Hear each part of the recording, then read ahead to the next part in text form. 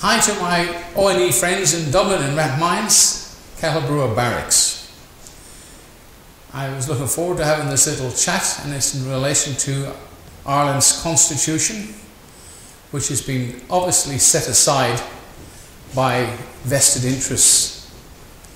Now, Ireland had two referendums recently, one very recent and one a little while ago. Well, it has come to my attention from reliable sources that both of those referendums were rigged, gerrymandered.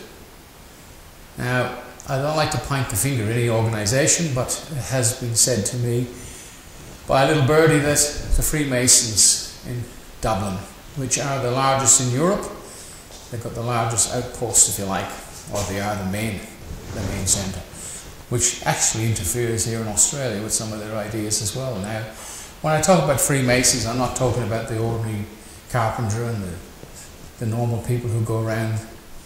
We had a meeting here in Bendigo, actually, in Victoria, in a Freemasons' hall, and the guys there didn't realise they were being hoodwinked as well. So they're all victims of their own doing and ignorance. Now, the referendum were rigged, which means the political one. Now you've got this idiotic Prime Minister, which is an embarrassment, absolute embarrassment. How could it happen? It was rigged. The next elections, make sure you get out there and vote in independence. Get away from the ratbags that are destroying the country and allowing that to happen. Now, as far as the Brexit is concerned, Ireland needs to get out of the EU. The EU is controlled by the UN, or part of the UN. Now, that doesn't mean the old soldiers aspect, but that means one world government.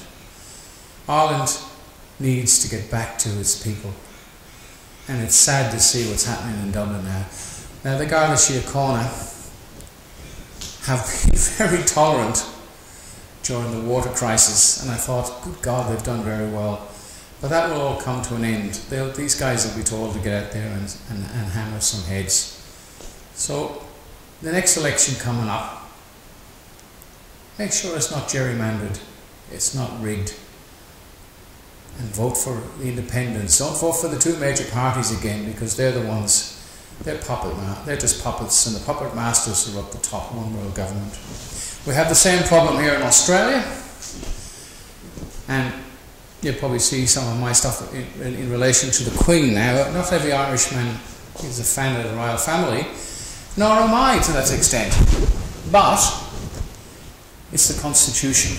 The Queen has been removed from the Constitution in Australia unlawfully, and that in turn makes the Constitution null and void to a certain degree, legally, but definitely not lawful.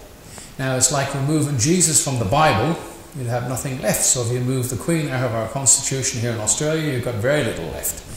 But we are winning the battle, and we're charging people with grand juries. Ireland needs to do the same. The Constitution overrides the courts because it is the law, and you'll find the courts in Ireland, Integrity Ireland, is having a problem.